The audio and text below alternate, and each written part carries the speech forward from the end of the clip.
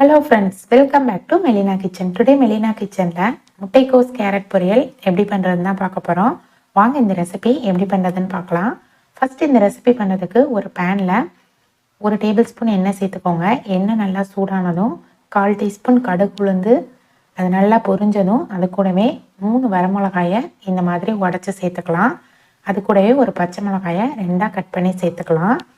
ஒரு medium size பெரிய வெங்காயத்தை சின்னதாக கட் பண்ணி சேர்த்துக்கலாம். கூடவே இந்த ரெசிபிக்கு தேவையான அளவுக்கு உப்பு, ஒரு கொத்து கருவேப்பிலை சேர்த்துட்டு இது எல்லாத்தையும் நல்லா ஒரு முறை கலந்து விட்டுக்கலாம். வெங்காயம் லைட்டாக வதங்கினதுக்கப்புறமா நான் 200 கிராம் அளவுக்கு முட்டைக்கோஸை இந்த மாதிரி சின்னதாக கட் பண்ணி எடுத்திருக்கேன். அது கூடவே ஒரு கேரட்டை தோல் சீவிட்டு இந்த மாதிரி சீவிட்டு எடுத்துக்கோங்க. ரெண்டையும் நம்ம கலந்து விட்டுக்கலாம். அதுக்கப்புறமா